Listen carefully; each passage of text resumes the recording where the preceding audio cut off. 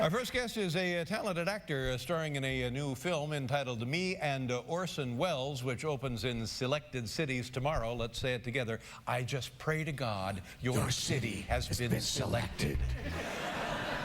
Ladies and gentlemen, please say hello to Zac Efron. Here we go.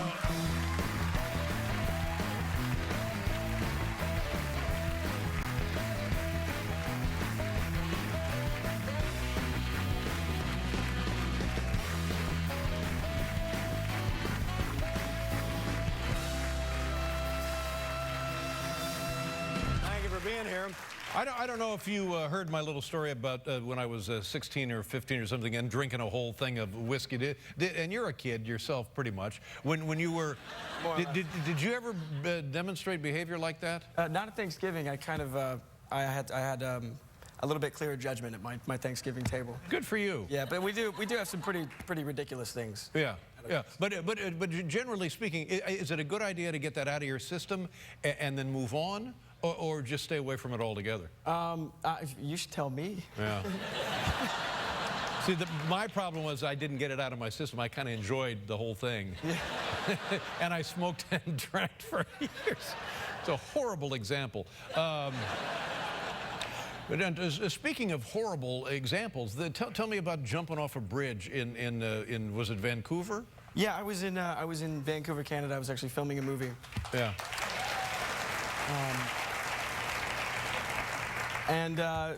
We had this brilliant idea to wake up in the morning and go bungee jumping, which is not a good idea when you're in production. Right. Because you've signed various contracts saying that you will not. Can't do that kind of stuff. Can't do now, that. are you one of those guys that will, because you can divide the world into guys who will do it and guys who won't do it? I'm definitely one of those guys. Yeah. You do a lot of stuff like that?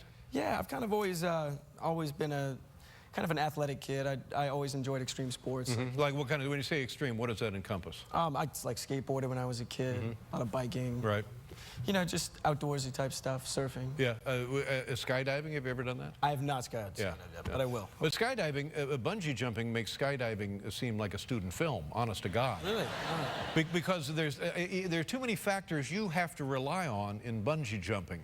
And, well, I guess just one is the rope tied tightly. Yeah. That's just the factor you got to concern yourself with. Well, basically, you know, we decided it was a good idea because, you know, if we were going to do something else like mountain biking, there's a chance you're going to fall and get injured. But how often is the rope going to snap? That's really what we, that was... Right. So you look at things in a calculated fashion. You're looking at the percentages. Exactly. So, right. Percentages, yeah. So let's say if 50-50, would have you done it at 50-50? 50-50, yeah, probably not. Probably not. 60-40, would you have done it at 60-40? We're getting there. That's about, that might be about right. 75-25. Yeah, definitely. You'd get on that plane, 75-25. Not me. I'd have to have it in the 90s, honestly, before I tried that. Well, I think for bungee jumping, this place was like 100% approval, or 100% success rate. Right, and how long have they been in business? I think 10 years. Really? Yeah, yeah. Well, there you go. See, now I feel a little bit better. Place. Yeah. It's a good place. See, I did plan it out. And how far down are you free falling? I don't know. It was probably around 275 feet. Or 275 feet, and there's a river under the bridge, I'm guessing, right? There is, and rocks. And you come. How close do you come before you get the bungee effect? I don't know. It's a pretty surreal feeling, to be honest. I kind of I did kind of a backflip when I went off, and then so I was falling face first.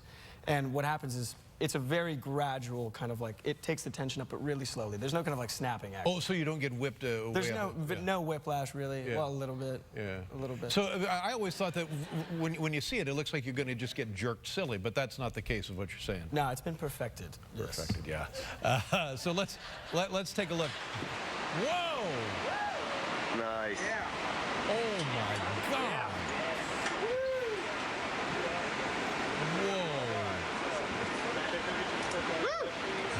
Yeah, that's crazy. I don't know. How do they get you off of that thing? You have to climb all the way back up. No. No, they pull you up. It's pretty. It's Oh, pretty, they pull you up, yeah. After the jump, you're dangling from this like umbilical cord. Yeah. Yes, that was so fun, but Yeah. it's pretty awkward at the end. Have you done it since? No, well, actually, I did 2 jumps that day. That's the only time I've ever done it. It seems to me like everything here is fraught. I mean, the jump, first of all, and the guys, it's a bunch of guys. It's these guys. Yeah, dude. It's those guys, you know? It is, yeah. Right. Hey, well, I gotta get the truck. So that part's scary, and then the retrieval seems scary also. They're just pulling you up like that. Something could go wrong there. Yeah, well, I don't know. It seemed like a good idea. Yeah, and when the production company found out about it, were they upset? Yeah, they almost as upset as my dad. Your dad was upset. Yeah, they're just. Yeah, he's like, what are you thinking? Yeah. What do you? And we didn't tell him. I didn't tell him on purpose. And that was not a good idea. Yeah. I should have. In the back of your mind, is there something that you would look forward to doing now that you've done this? I would love to go skydiving at some point. Skydiving, yeah. Sure.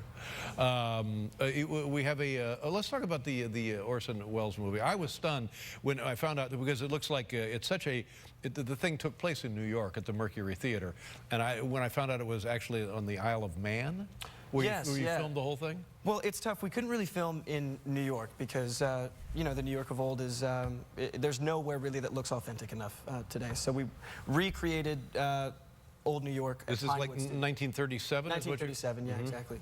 And then we found this theater that was actually built in 1937 on the Isle of Man. So we, that's where we kind of like recreated our Mercury Theater. And so none of the exteriors were done here in New York City? No exteriors. Wow, it certainly feels and gives the impression of being Yeah, it was New a York great City. achievement, and that's one thing I really admire Richard Linklater. And before you shot the film, what did you know of Orson Welles? I knew pretty much the classics. You know, I knew Citizen Kane. Right.